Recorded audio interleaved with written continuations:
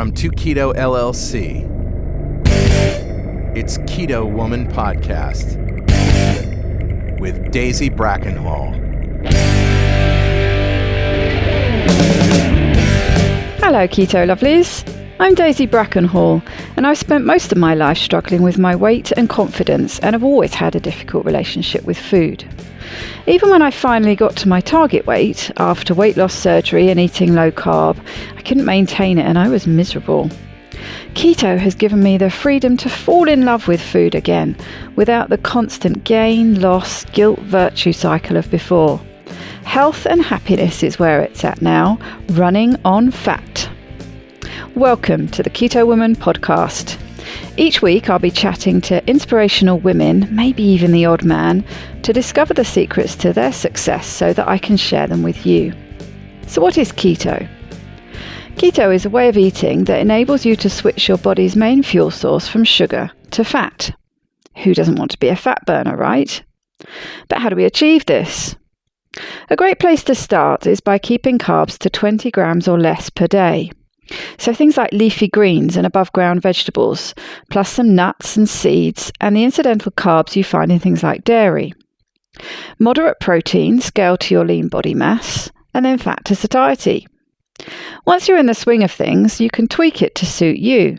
Make your own personalised keto. I'll be asking my guest each week what their keto looks like to show you just how flexible and fabulous this way of eating can be.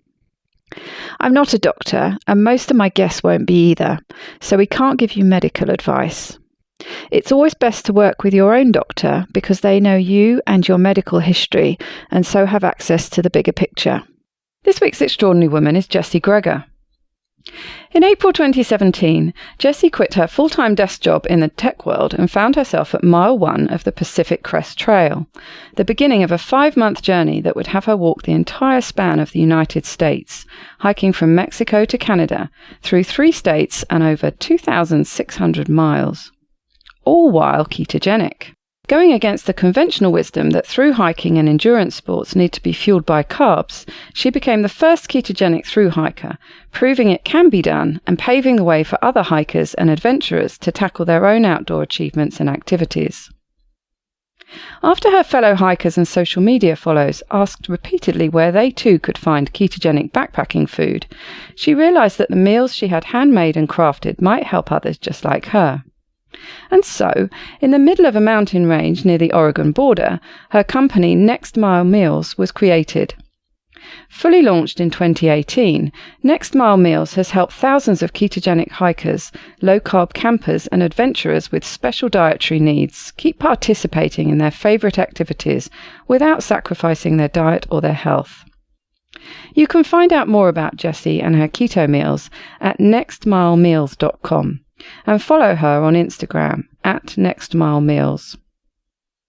What an incredible feat of stamina endurance it is to hike so far. I'm in awe of such an achievement. I asked Jessie if she could give me a discount code for the listeners of this podcast, and she kindly said yes. So this is good until the end of the year, so 31st of December 2018. There's a way longer sell-by date on Next Mile Meals, though. They can be stored for years, well into the next hiking and backpacking season. So if you are a keto adventurer, or maybe you are looking for the perfect holiday gift for somebody who is, use the code KETOWOMAN for 10% off all regularly priced meals. Happy adventuring, keto lovelies.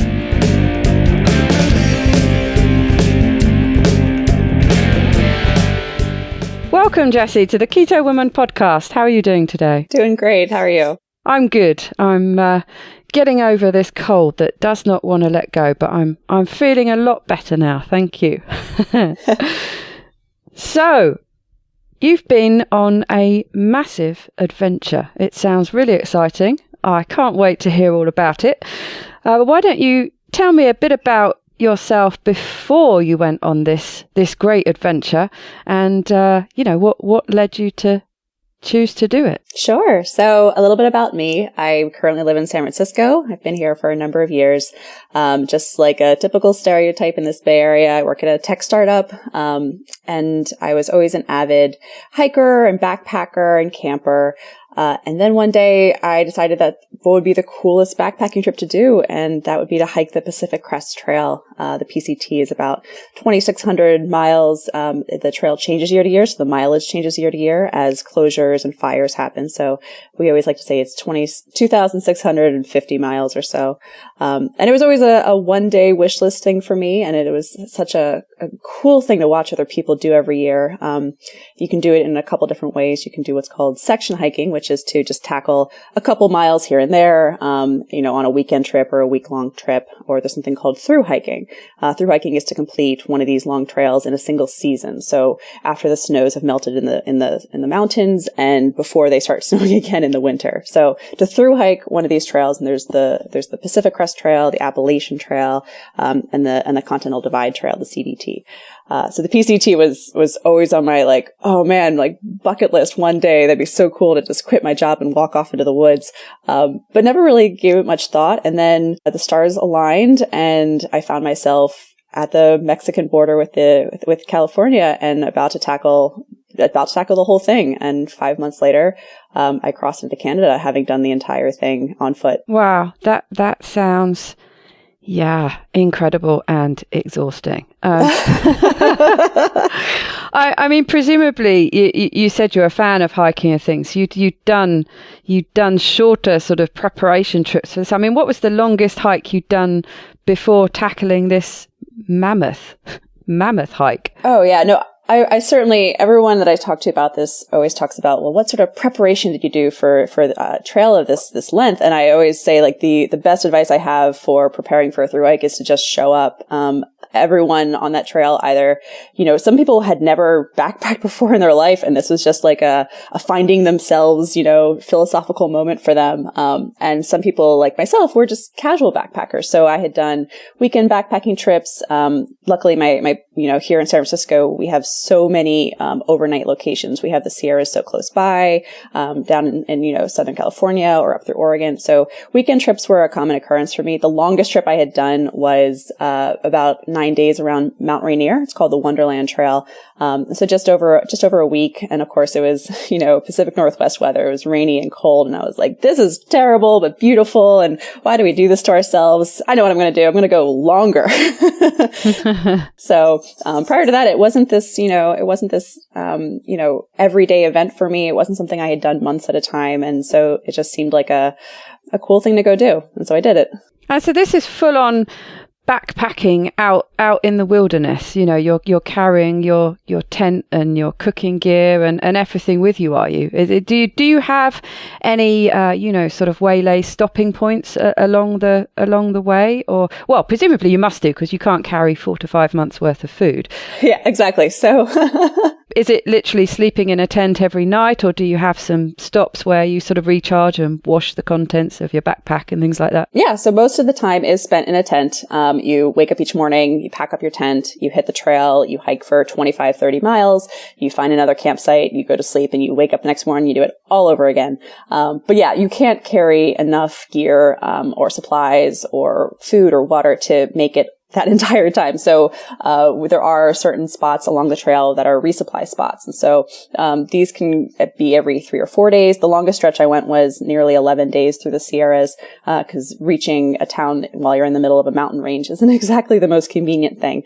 But yeah, we would pack up 4 or 5 days of food, throw them in our bags, hike the next section, and then we would find either we'd walk through a trail town, or we would find a road that connected to a town a little bit away, and we'd hitchhike into town, go to the post office, find our mail drop, or go to a grocery store, resupply there. And then we would do what either called take a zero. So you did 0 miles that day. So we would take a rest day. We would come in the day before, do 0 miles that middle day, and then leave that following day.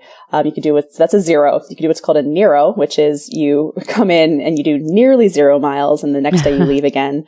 And then there's a joke that there's something called a hero, which is you get into town, you leave the same day without any rest in between. Those are not fun. You need the rest days in order to keep going and keep morale up. So the zeros were fun. Occasionally you would do double zeros. And there's this entire trail terminology that I didn't even really understand or grasp until I started hiking. But yeah, so we do meal stops every, 3 or 4 days up to a week or more. The year that I hiked in 2017 was a record snow year. So a lot of the trail towns, especially through the mountainous regions, were closed. So the areas that we would normally have made a resupply stop within 3 or 4 days, so we didn't have to carry too much weight on our back for food, they were actually closed. So we had to pack more between locations. So our bags went from, on the low side, 12, 13 pounds, upwards of 30, 40 pounds with carrying that much food. So it became a bit of a strategic component for hiking for sure.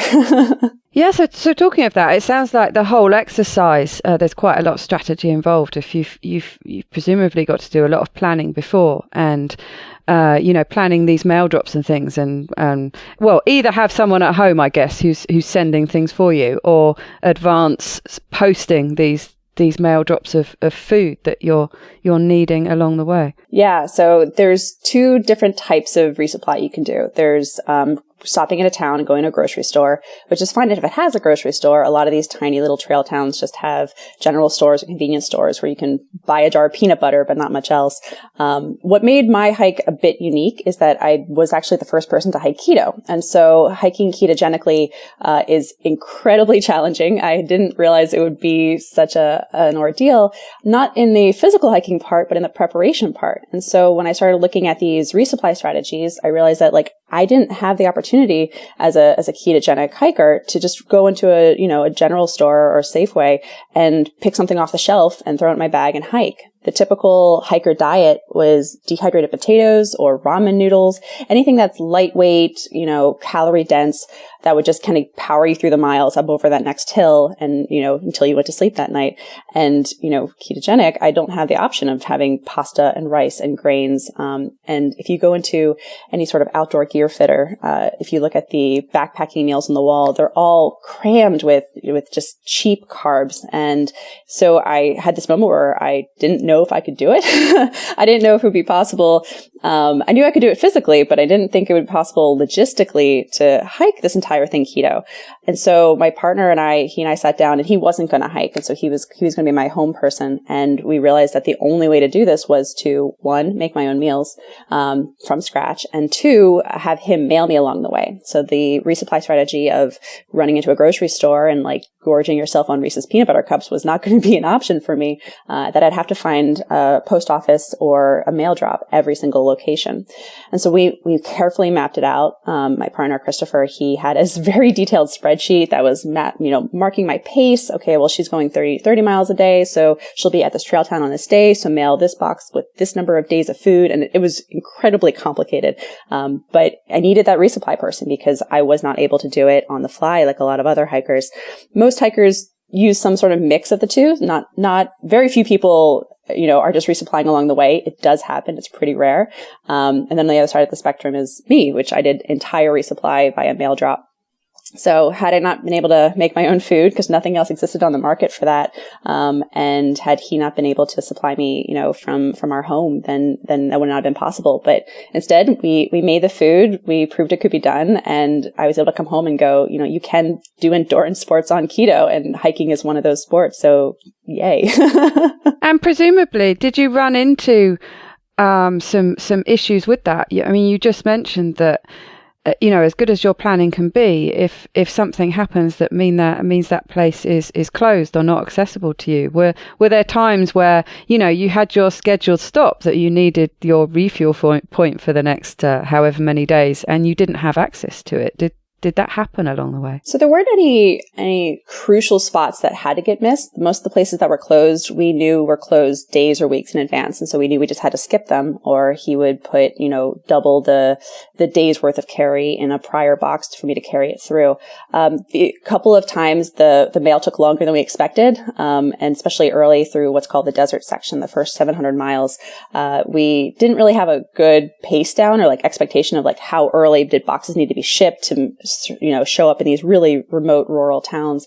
And so there were a couple times where I had to like take an extra zero because the mail hadn't shown up yet and just kind of kick it in town for a little bit, which, I might grumble about from a pacing perspective, but I'm sure my feet were incredibly thankful for the extra rest. But so there wasn't any issues as far as, what am I going to do? I can't believe that, I can't go this next section yet. But there was always just a little more logistics planning than I think the most average hiker does. And it was sort of a bunch of hoops to have to jump through, but glad I did. It does seem the perfect way to be fueled for endurance. I've always thought, I know people who are really into sport sometimes run up against issues being on keto when it's a sprinting type sport, but an endurance, it seems, to be fat fueled for that seems to be the perfect way to do it. Oh, I definitely found it to be that to be true. And I had, one of the funny things was we started, when I say I had a hiking partner, a friend of mine that was always my go-to backpacking buddy. So he and I started this together.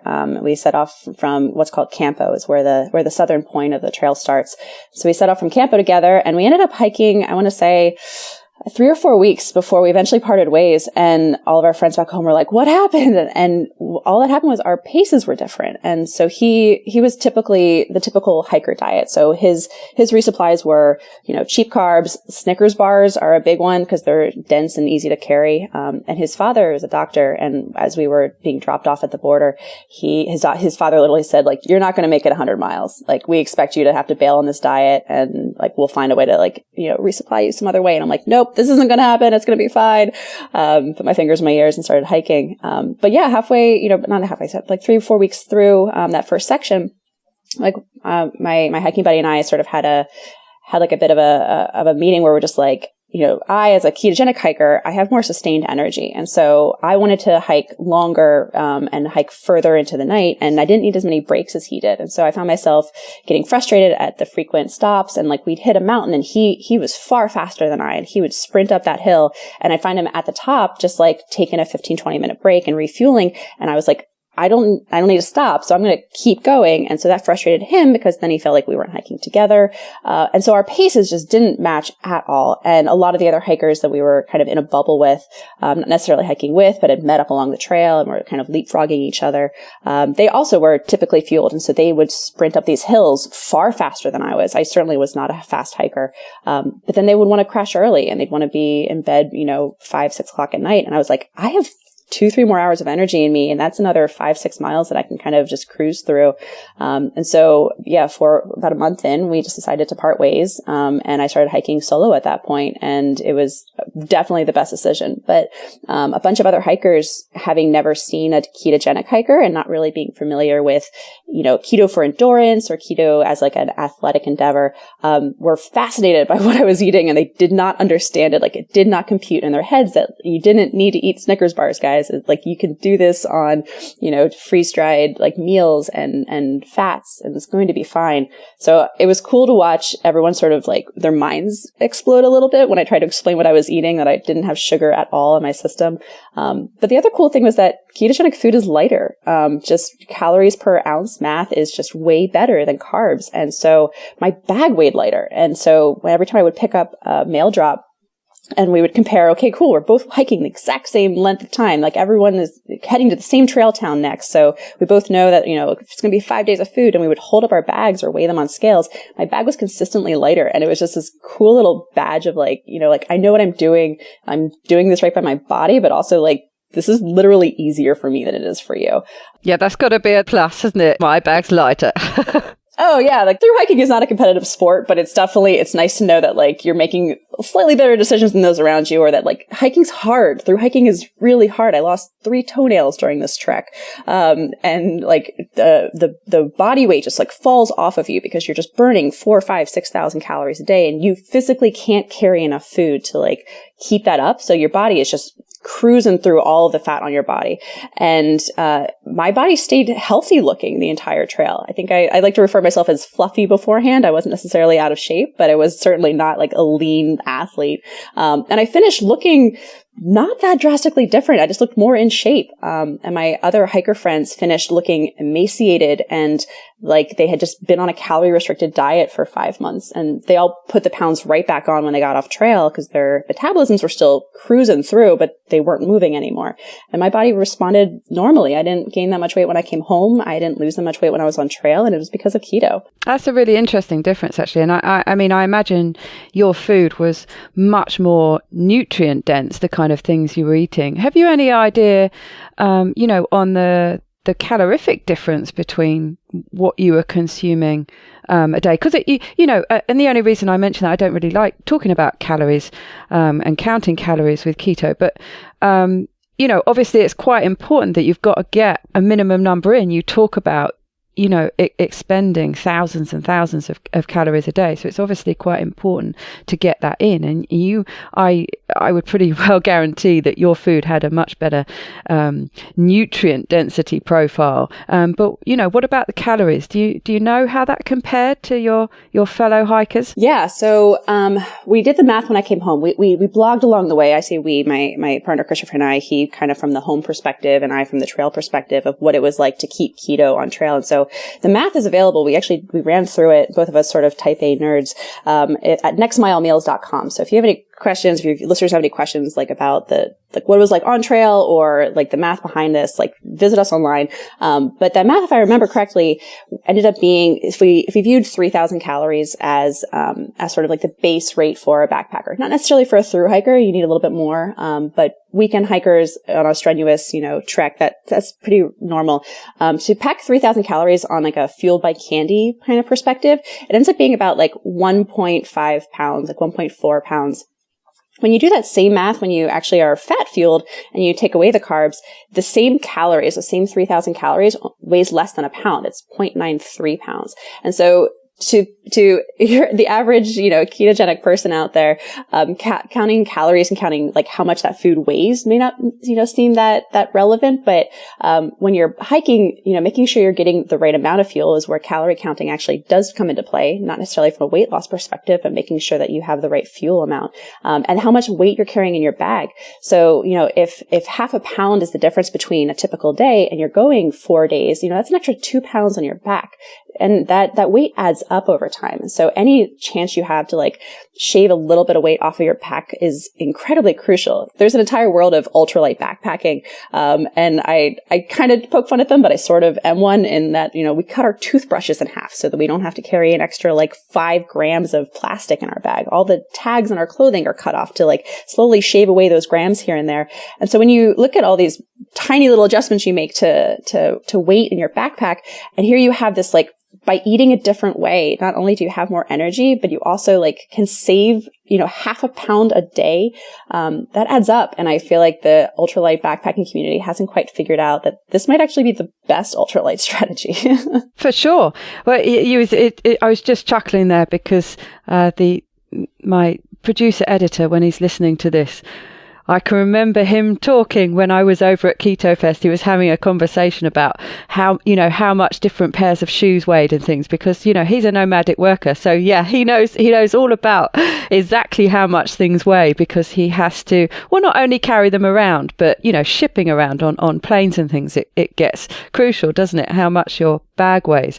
But yes, so that was making me chuckle as I was listening to you talking about cutting toothbrushes in half and things. But like you say, yes, it makes perfect sense from so many perspectives that it's going to be the best way for people doing this to eat. And I should imagine nobody particularly wanted to convert to keto part way through, but I'm guessing you probably gained some followers and people who were interested for their next hike to to start looking at changing, switching to a ketogenic way of fueling through? For sure. The one piece of advice I always give, would-be ketogenic hikers, is make sure you're keto adapted before you start. You do not want to go through that transition of your body having to figure out a different fuel source, 200, 300 miles in. That sounds miserable. And so I had been keto for, about 2 years at that point. And it had been a choice of mine for a bunch of different reasons, not necessarily weight loss, but I found myself I was losing hair, my skin was terrible, and my energy was awful. And so my doctor casually mentioned this idea of try keto. And I was like, oh, I've been doing that for years. My dad used to be on Atkins. I'm familiar with the principles of ketogenic diets. And so she was like, yeah, but have you actually tried it and committed to it? So I was like, oh, I guess not. I've been doing lazy keto for a very, very long time. If you squint, pancakes are keto, right? And so I decided to buckle down. And so the 2 years prior to me going on this hike were pretty strict. And we keep a ketogenic, household. So there's nothing that strays too far from that healthy lifestyle. And so I was fully adapted before I hit the trail. The idea of hitting the trail and then choosing to go keto when your body's already figured out how to fuel its source, that sounds atrocious, and I do not recommend that. But that being said, I found a bunch of hikers on trail who had been low carb before and thought this was off limits to them, that they did not think it was going to be possible, just as I didn't, that they could go through this hike, that they could, do 30 miles a day, that they could finish in 5 months with 2,600 miles behind them and stay keto or stay low carb the entire time. And so they met me, and at first I found myself, people would look at my food sources and they'd be like, well, what are you eating? I'm like, oh, I'm keto. I'd have to explain what keto is to them. But more often than not, I found people that knew exactly when I said keto, their faces just lit up because they previously thought this was off limits to them. I ran into a couple diabetics who were carrying insulin in their bags, which you want to talk about bag weight. That's a commitment to, keeping to your hobbies despite health limitations. And they just their faces, one of them almost started crying. She was just I didn't think that, she's I keep keto in real life to help me manage this diabetes. And I didn't think that this was available to me. Oh my goodness, are you ever going to where did you buy these? Can I buy these from you? And I'm I don't, this is the thing people want. Oh my God. So, between that and, while I was on trail and blogging about it, a bunch of other people with legitimate health issues, whether that be Crohn's or celiacs or, people that use keto to treat epilepsy, they were just messaging me saying this is great. I'm so inspired that you were able to do this. I didn't think that backpacking was a thing I could participate in anymore, for these health reasons and the fact that keto food isn't available in stores. So yeah, we went through. Nobody switched over to keto while I was on trail. But I did launch the website while I was on trail just to be is there anybody else that's thinking about this, that is interested in the idea of ketogenic backpacking food or the strategy behind it or how to make it work? And so when I was about halfway through in a little town called Shasta, Northern California, I holed up in a little library there, for a couple hours, and I launched the website. And by the time I finished a couple months later, there was thousands of names just clamoring for let me know when you get back. If you're ever going to launch this as a food company, we want to participate. We'll sign up as pre-orders, clamoring for this product. And so I was wow, this is an unserved community that I've got to be a part of, and maybe we can help make other people's hikes possible. So we launched Next Mile Meals, and it's been amazing to see the other stories from other ketogenic hikers come through in that past year. Wow, how satisfying. I was just thinking there. So you say it's really not difficult. I was just trying to think of foods that you could supply yourself with that, that are already existing without having to make something. And, I'm thinking of things like beef jerky and things, but I suppose it's just would be such a limited palette for such a long period of time. It's the kind of things that you could fuel yourself for, maybe up to a week, but it's not something that you could do for, 4 to 6 months with what's already out there. You can. You would be bored. And everybody that I've talked to who is eating conventionally or like I joke, fueled by candy, they say how could you eat the same things every day? My daily meals, and I post these online, are, you could buy them in grocery stores. It's local, salami that doesn't have a lot of sugar in it. It's hard cheeses that can keep for a couple of days unrefrigerated. Nuts, avocados are, God's gift to keto backpackers. It's in its own little pre-contained case. These are all things that are totally easily purchasable in a store, but you're going to eat the same thing every day. You got to be okay with monotony. And the other hikers that turned up their nose at like, how do you eat the same thing every day? I asked them to dump out their bags. And I'm like, you're literally eating the same thing every day too. You're just changing the name of the candy bar that you're eating. So, Monday is Snickers Day. Tuesday is, M&M's Day. Like that's variety if you squint, but it wasn't when you're backpacking, food selection is a top priority. All hikers suffer from the same. We miss fresh vegetables. There were a couple of days where the first day you hike out of camp or out of a trail town, you purchase as much fresh food as you possibly can, and you eat it all that first day before it goes bad. So like even the crunch of celery was like heavenly to me at that time, but it was also heavenly to the typical hiker eating a conventional diet too. So it's limited, but it's limited because that's the activity, not because it's ketogenic. Right. Yes, I see. But so tell me about some of the foods you make, because I've had a look at them on the website. I have to say they do look pretty delicious. Yeah. Before I left for the trail and before launching this as a company was even a possibility, I was trying to figure out like, how do I get through the monotony of eating the same thing day after day? And so I was like, cool, well, if I can eat a different thing every night for like 6 days in a row, then that's not monotony. And so we tested out a bunch of different recipes, and we ended up with 6 flavors that were like beef tacos with, freeze-dried bell peppers that look like the food you're eating. They don't look like some, processed white carb goo. And some of the other flavors are like meatball marinara with real marinara sauce that we like freeze dry and make ourselves. We have a chicken curry that I've revamped a couple times to get it just ever so perfect, because curry is one of my favorite things, and so I wanted to make sure that if I loved it, everybody else would love it too. So we have three beef flavors and 3 chicken flavors, and they're all equally popular, which is so cool to see. I thought that everyone would have their own favorites, and there's definitely this team, hot wings chicken, and then there's another team that loves the deli roast beef, and so the flavors are cool. The meal recipes are cool. We're going to launch breakfast soon, and those are so good. We had to try them on a kayaking trip recently, and we're just really excited to have those rolled out too. But mostly we've been excited, not so much by everyone's favorite foods, but people like take these amazing photos of them eating these meals on these incredible hikes. We had this one guy send us photos from the Grand Tetons, and he was like, this would not have been possible if not for your product. Thank you so much for like making these. And that's what gets us through our day. Like we love seeing the heights and the peaks and the vistas that these meals are taken to. Them, like, man, our products go to better places than we do. Gosh, yeah, that's really fulfilling, isn't it? So from the practical point of view, it's a bit like a pot noodle thing, is it? For you just sort of pour boiling water in and that's it. Do you have to cook them at all, or is it as simple as that? Yeah, so typical backpacking food is all freeze-dried or dehydrated. The idea being carrying water is heavy. By far, the heaviest thing you can carry in your backpack is a bottle of water, which made getting through the desert section very hard. So if you already have to carry water to hydrate yourself, you want to make sure your food is freeze-dried or dehydrated, so you're not just carrying unnecessary weight. And so, again, walk into a conventional backpacker, outdoor camping store, and everything on the shelf is like, it's sealed in these bags, which you essentially open up, you boil some water on your little stove, and you fill it up to a certain line, you seal it, and you just like set the timer for like 5 or 10 minutes.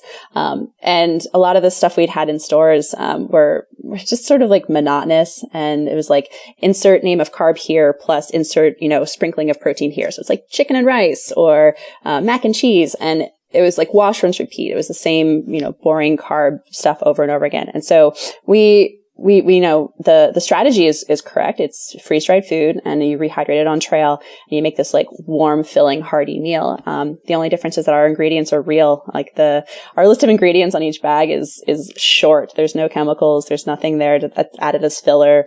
Everything's pronounceable, which is really cool. And yeah, so you heat up a little mug of water, you dump it in, you seal it, and it rehydrates by itself. And so you end up with, a nice warm meal at the end of each day. Fantastic. And people are properly fueling themselves, when it's really important to fuel yourself adequately, and yes, not end up at the other end looking emaciated. Yeah, no one's talking about bonking on our, there's no carb wall where you've run through all of your glucose stores and you suddenly like run out of energy and you have to stop and like refuel.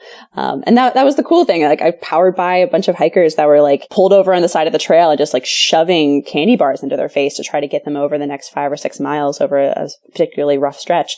And And I would just like wave, ask them if they were okay, like, and they're fine. And I would just keep hiking. And a lot of people I never saw again because I was moving too fast. And tell me about the practical aspect of making this kind of food. I read somewhere on your blog that you found that you actually had to start using leaner cuts of meat because it was difficult to dehydrate the fattier cuts, and you found that you were having to do it with lean and then add some more fat back in at the end. That kind of, what happened there? Oh, yeah.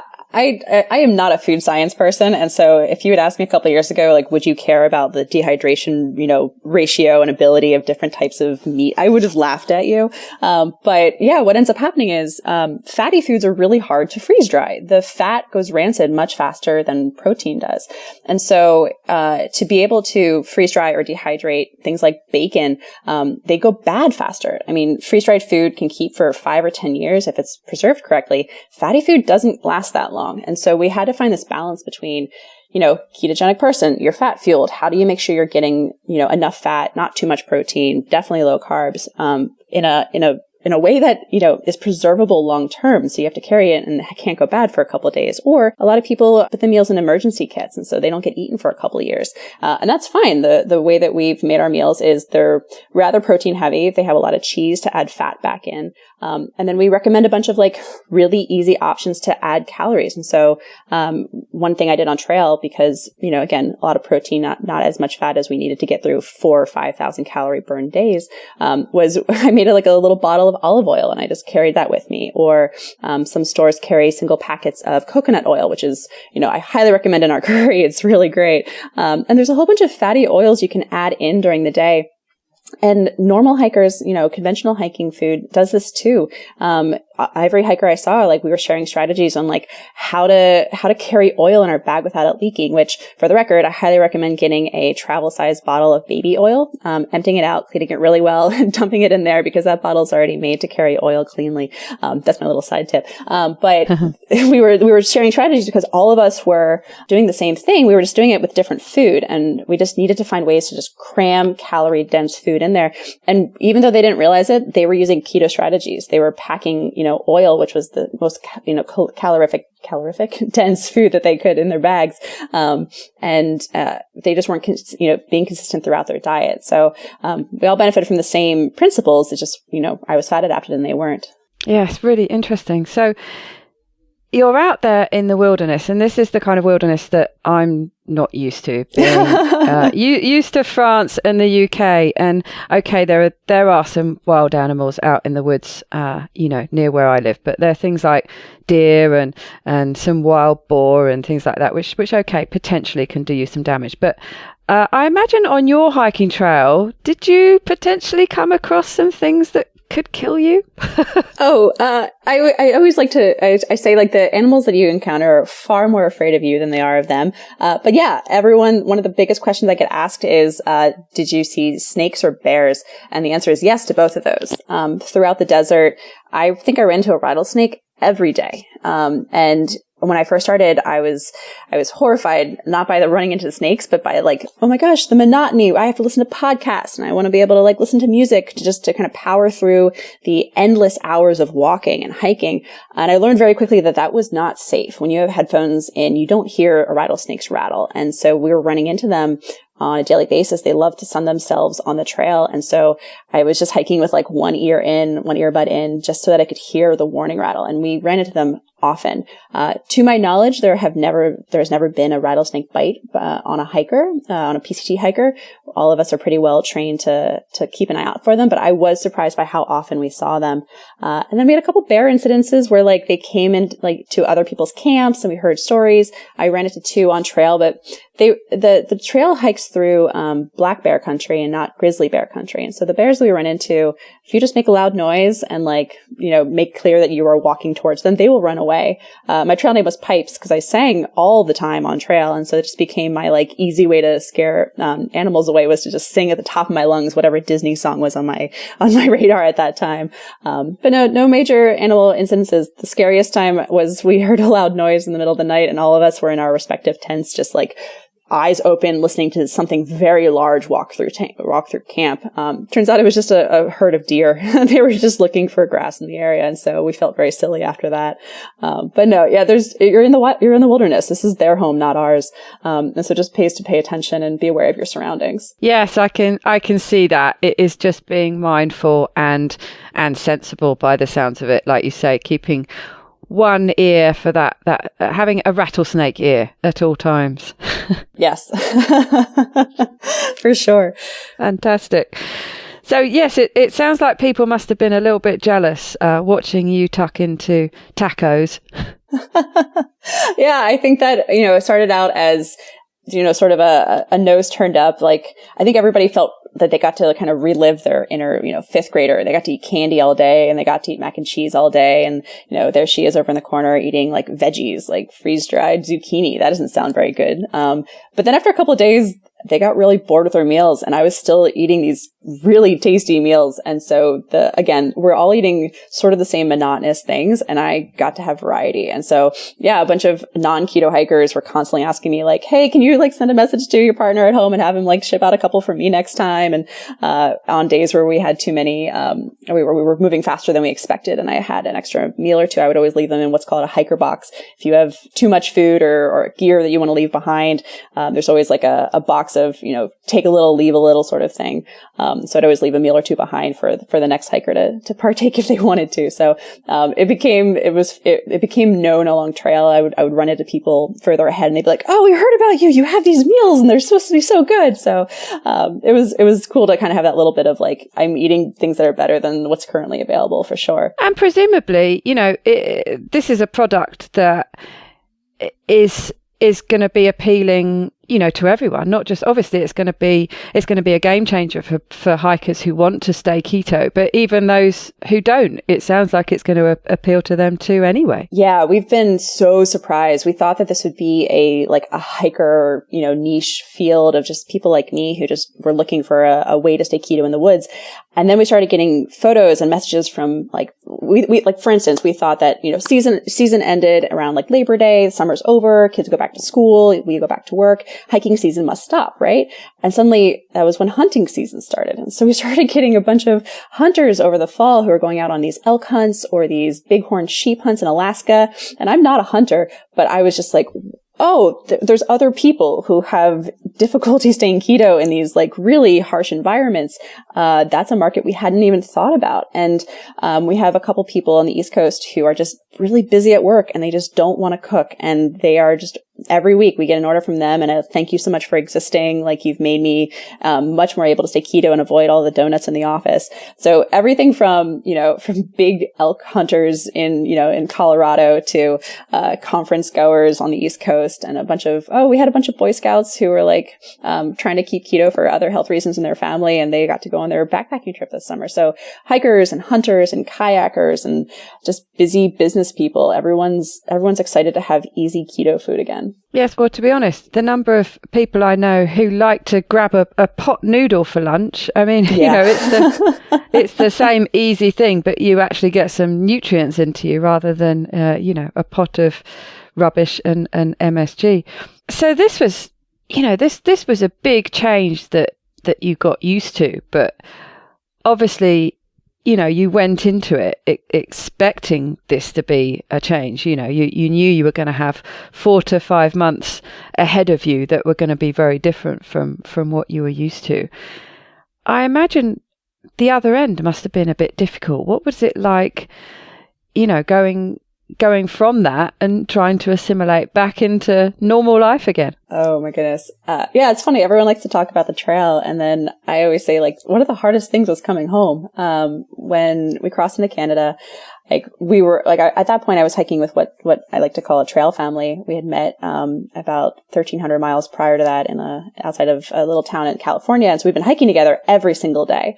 And we crossed into Canada together as a group and all started crying. Like this like moment of just like total emotion just came over us, and none of us were particularly, emotional people or prone to crying, but we just like kind of had this like, well, what now moment? Like, it's the thing we wanted to do is done. And where do we go now? Okay, well, get us back to real life.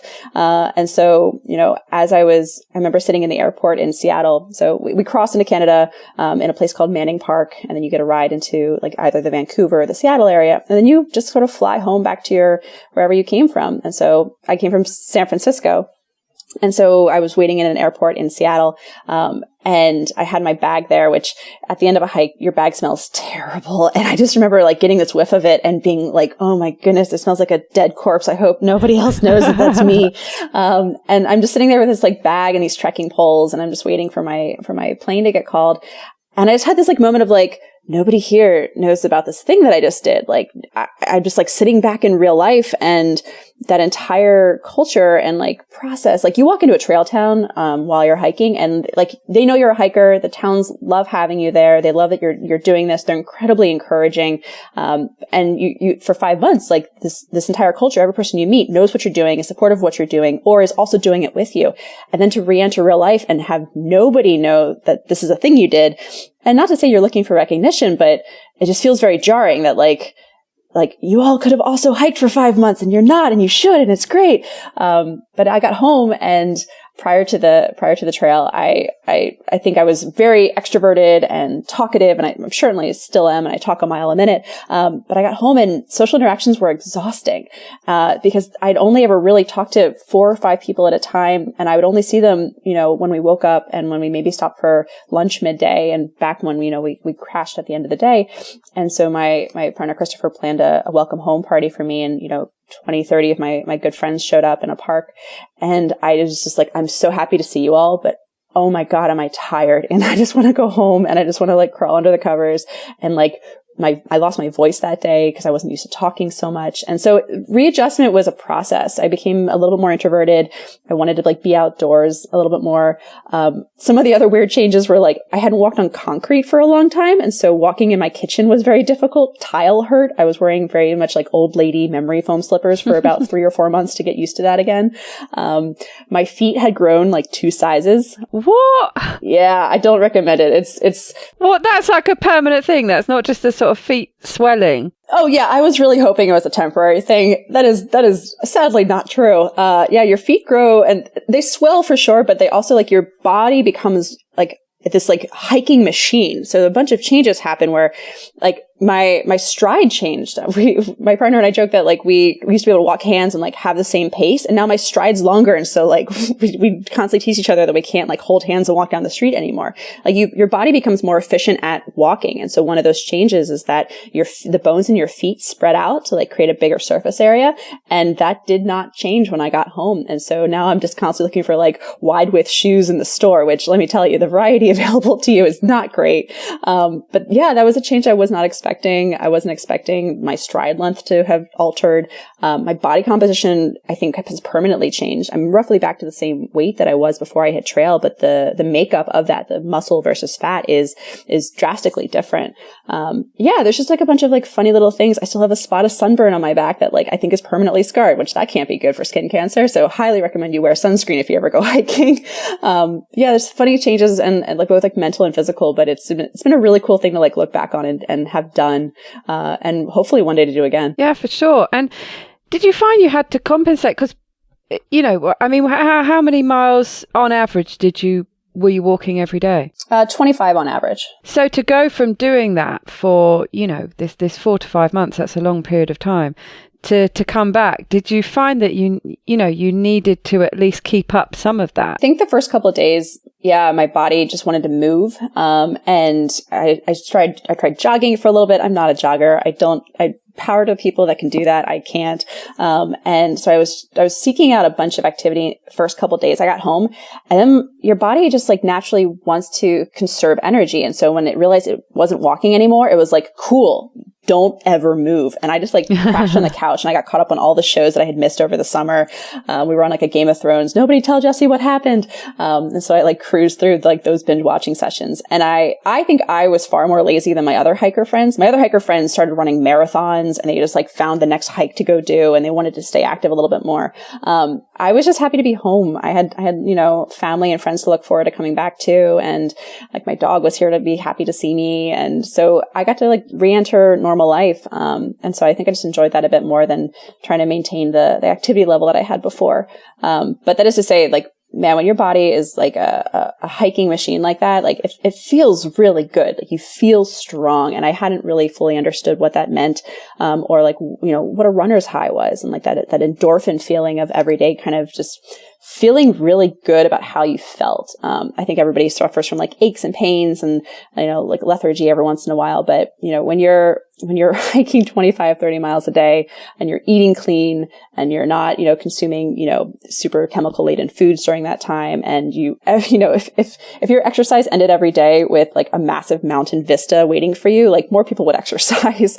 And so it was cool to kind of balance those two and try to find ways to incorporate that again in real life. And I guess just the benefits of being outside and in the fresh air every day, it's not to be underestimated, is it? Oh, it's great. And each night the stars were incredible. One of my regrets on trail was that I didn't see more, midnight skies in the Sierras and through the mountaintops, because when you're hiking that far, you're exhausted. And most of us fell asleep like as the sun was going down at like 6, 7 p.m. And we're just like, cool. And we'll just wake up at dawn and just start hiking again. So there weren't enough stars. I didn't get to see enough stars, but otherwise, yeah, you're in solitude and you have time to think, which can be a good or a bad thing. You can either dwell on things too long or, process some emotional stuff. And so I didn't hike for emotional reasons. A lot of people do. There's movies made about finding yourself on the PCT or the Appalachian Trail. And that wasn't my motivation. I wasn't looking for, this incredible soul-seeking adventure, but I was looking for the outdoors. I was looking for the fresh air and the solitude and, to be able to say that, I was,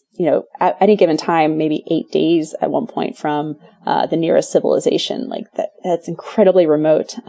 Again, we did it during a high snow year, record snow year. And so a lot of people skipped the Sierras. And so we decided to power through. Not sure that was the best decision. It was certainly dangerous.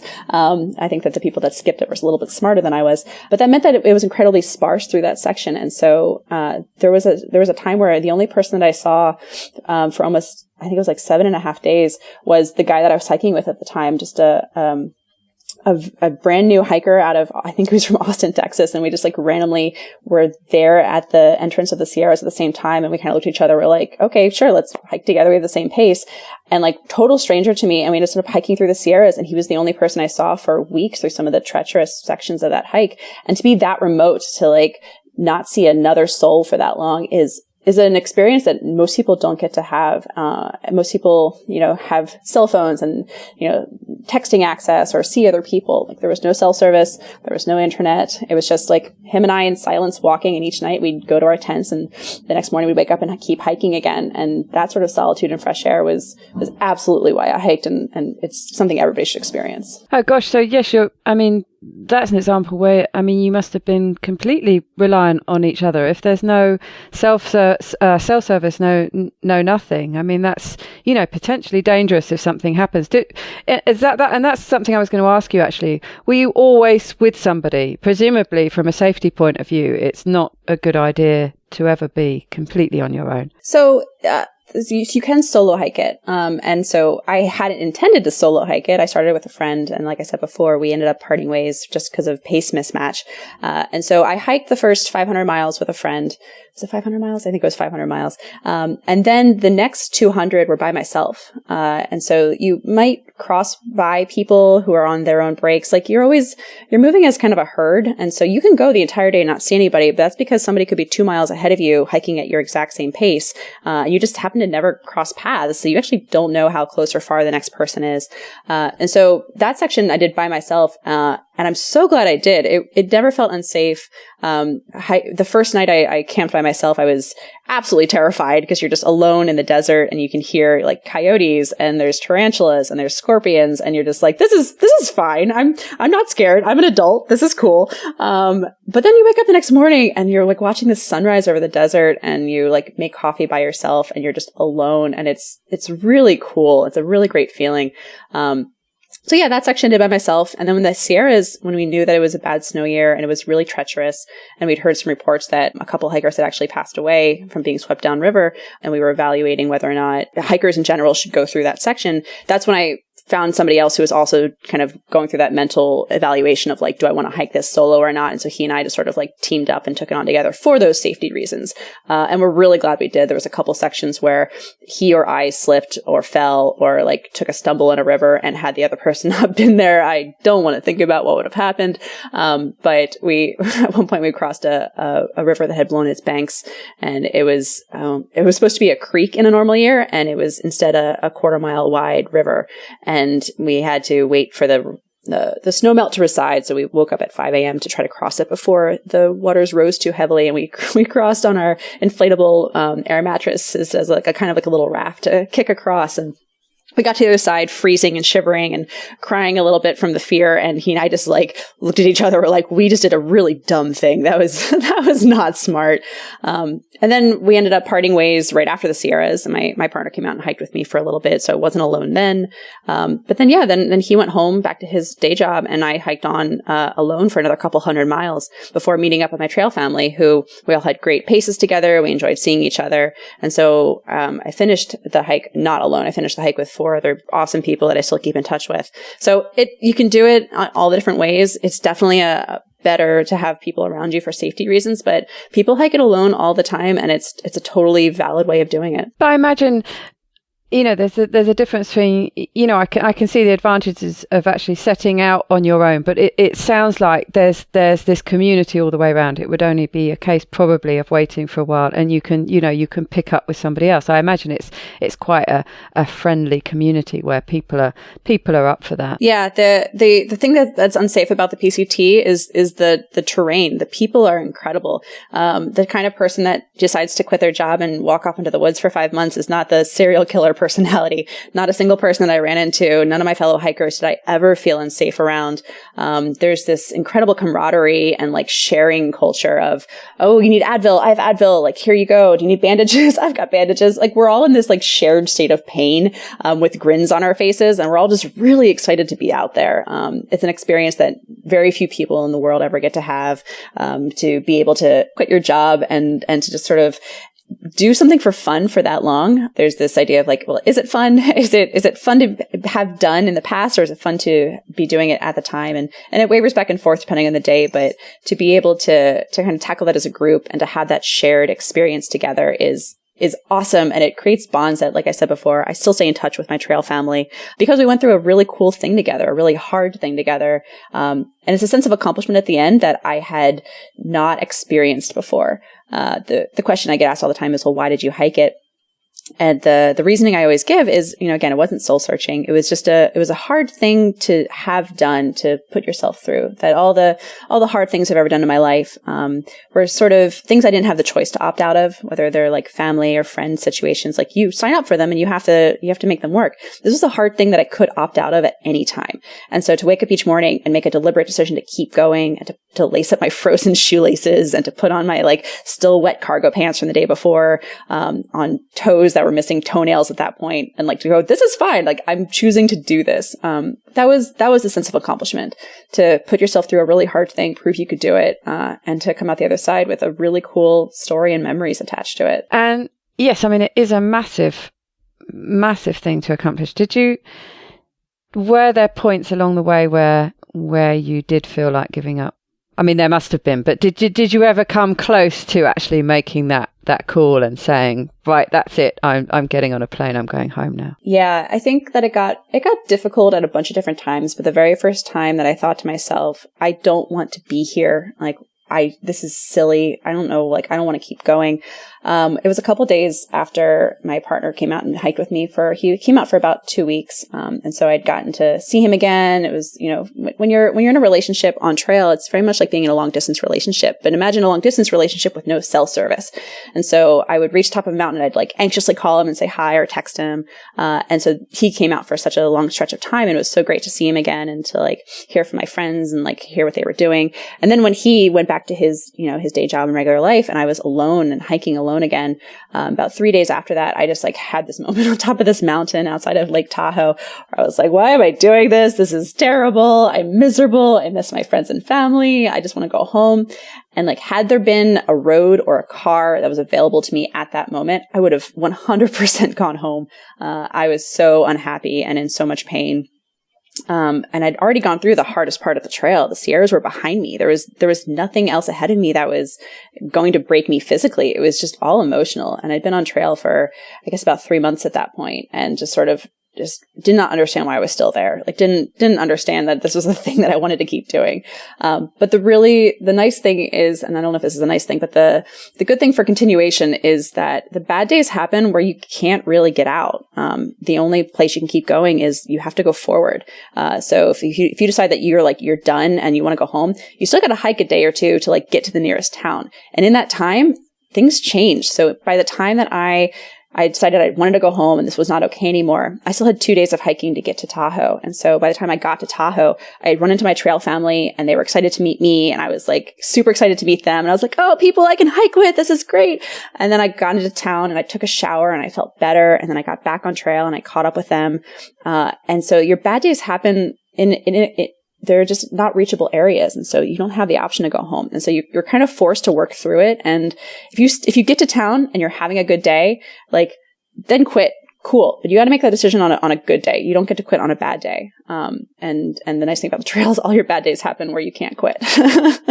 And you talk about this trail family. These were just people you met during the hike. Yeah. So they had been hiking together for a while. And they were their own hodgepodge crew. There was like two guy friends who had been high school buddies and just liked to do cross country bike trips together. And they decided this was just the next thing they wanted to try to do.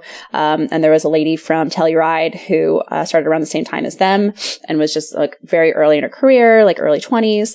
And then there was I forget what he does for a living. He's like a scientist out of Quebec. And so he's a French Canadian. And it was just this motley crew that just started hiking together. And one of the guys had a travel board of Settlers of Catan. And I was like aghast that they would carry a board game in their backpack.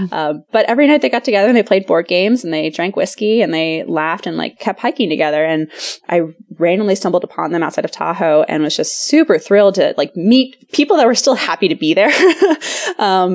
And like over the course of they were the people that I woke up with every morning and hiked with every day and went to sleep with next to, like our tents were butt up against each other for the next 3 or 4 months. And so, yeah, trail families are a thing. And you end up sort of, my story was definitely not unique. Everybody sort of either finds other hiking buddies or other trail families, or you become a little bit of a nomad and you like hopscotch between trail families. But, we're social people. And when you're alone for that long, being alone in the woods is great for the soul, but you still want to see people at the end of each night and know that there's like people looking out for you. So I'm super thankful I ran into them. Fantastic. And it sounds like the timing was perfect for that too, after you'd been feeling really miserable. Oh, yeah, for sure. I could not have met them at a better moment of total despair.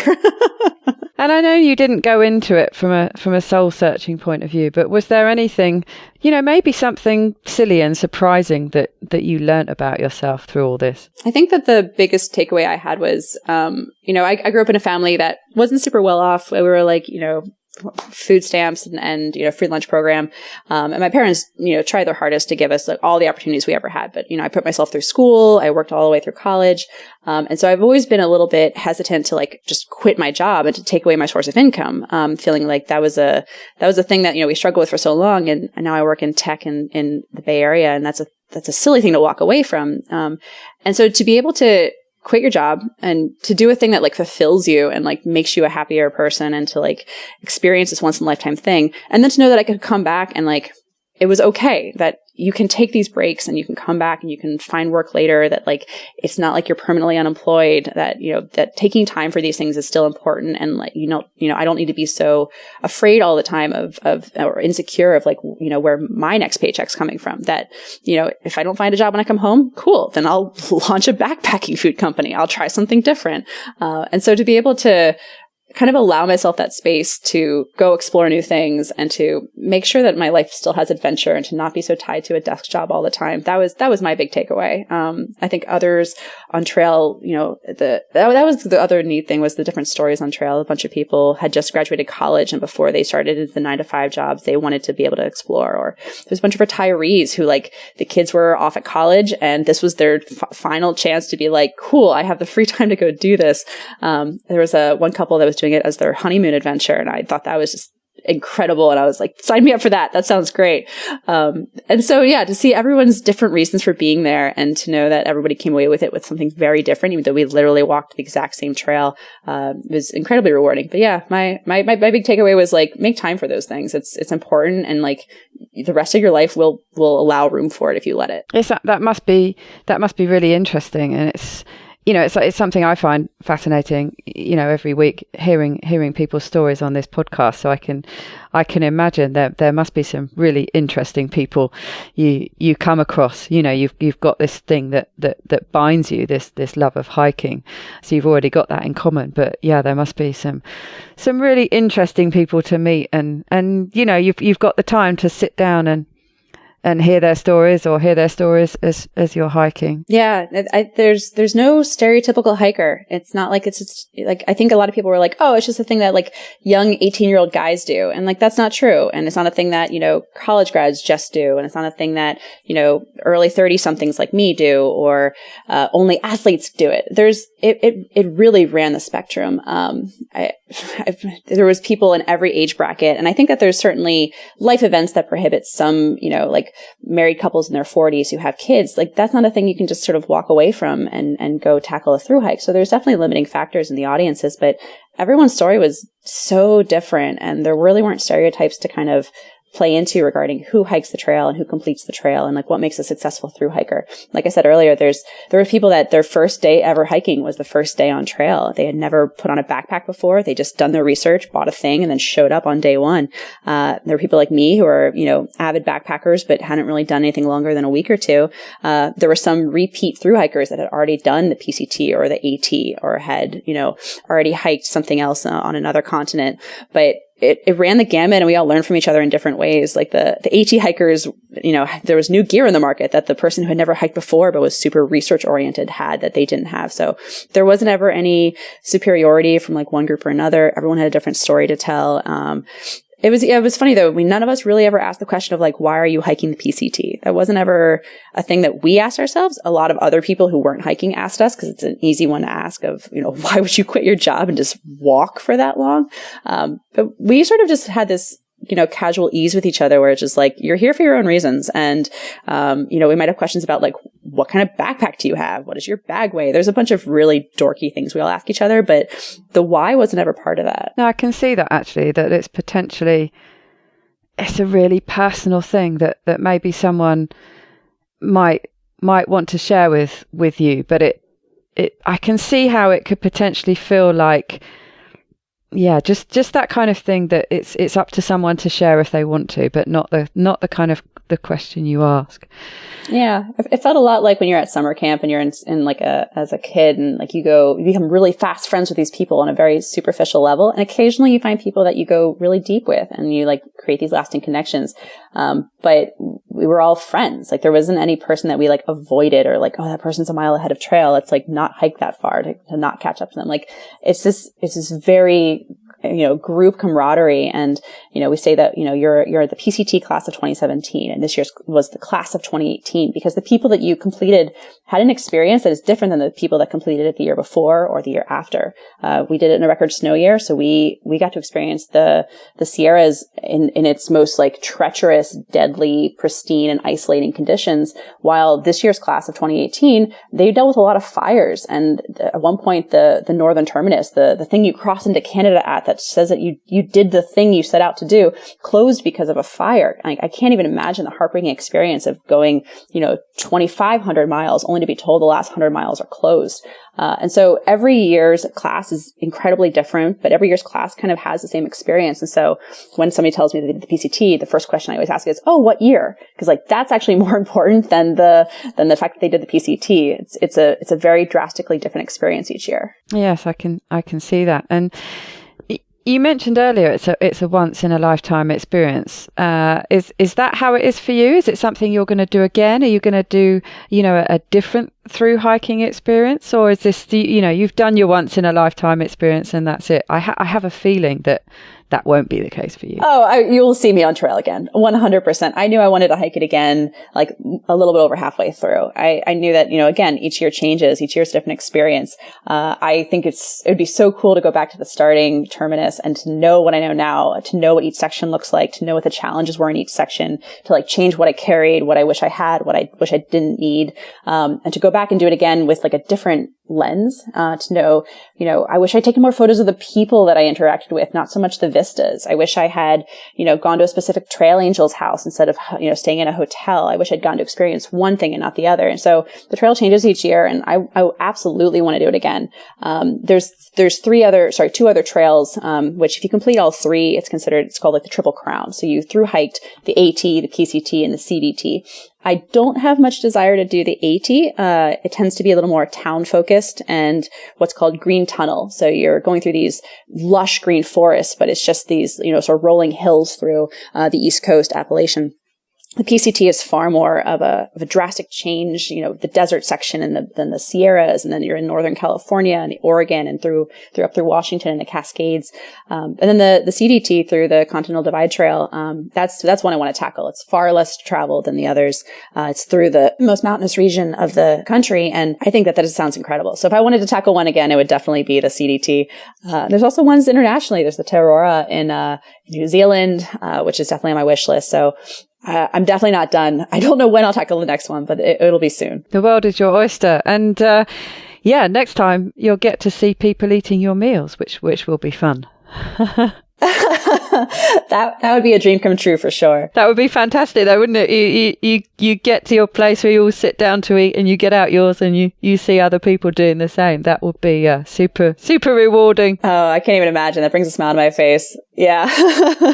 Well, I have to say, for the kind of person who's not exercise driven, me, you have made it sound really, really exciting. I'm not sure I can ever imagine myself doing such a long trail, but you kind of think, I could maybe go and do a 2-week one or something. That sounds like the kind of challenge for me. But you've made it sound exciting, I have to say. Do it. Hiking is an exercise. I'm not a runner. I don't go to the gym. Like walking in the woods is a thing that everybody should experience. So don't view it as exercise, and like find a trip, whether it's a day hike or an overnight hike or a weekend backpacking trip. Like everybody should experience what it's like to carry everything you need to live on your back and to like set up camp and to pack it up the next day and to hike out. It's great. Everyone should see it. That's very true. I'll have to take my dog with me. So you're going to have to come up with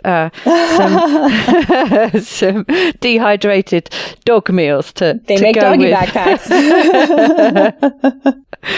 Well, it's been wonderful talking to you today. Perhaps you could leave us with a top tip. Sure. I think I mentioned it before, but it's worth repeating again. Like, don't ever quit on a bad day. Like, whether that's hiking or whether that's like, anything else in your life, whether that's your job and you're just having a rough day at work, like wait until it settles out, make sure it's not an emotional decision and then quit if you still want to quit, because then it's justified. But yeah, don't ever quit on a bad day. That's a great tip. I love that. I love just the fact that you've got to think it through enough. Just like you were saying, that the chances are that when you are having a bad day, you're going to have to hike at least a day before you can do anything about it, by which time you'll have probably changed your mind. Or, if you do stay in that mindset, you'll at least have thought it through properly. And like you say, make that decision when you're in a better mood when you get there. Exactly.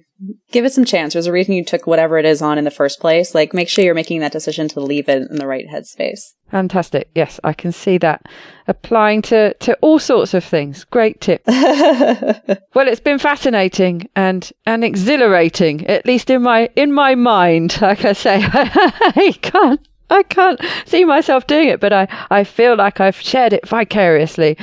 It's been wonderful hearing all about your adventures, Jessie. Thank you very much. Absolutely. Lovely talking to you.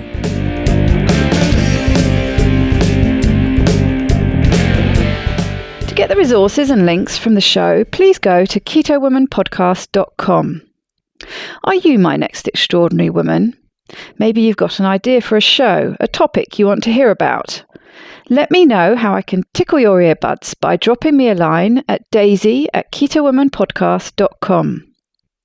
If you fancy joining me on this exciting adventure and want to help me create new episodes, please go to my Patreon page at patreon.com/KetoWoman, or simply hit the support button on the Keto Woman podcast website. It's thanks to the two keto dudes that I'm hosting this podcast, so please consider heading to their Patreon page at patreon.2keto.com and help them bring you more podcasts like this one. Please help other people hear about and find this podcast by reviewing the show on iTunes and Facebook. Every star and review really does help. It doesn't go unnoticed by me, the people who regularly like, share and comment on my posts. Your support means the world to me. Thank you. This week's end quote is from Nellie Bly. Nellie Bly was an American journalist, inventor and charity worker. Inspired by Jules Verne's novel, she set off around the world attempting to break the fictional account's 80-day record. And she did. She completed the journey in 1889, travelling nearly 25,000 miles, mostly alone. I've always had the feeling that nothing is impossible if one applies a certain amount of energy in the right direction. If you want to do it, you can do it. Bye-bye, Keto Lovelies.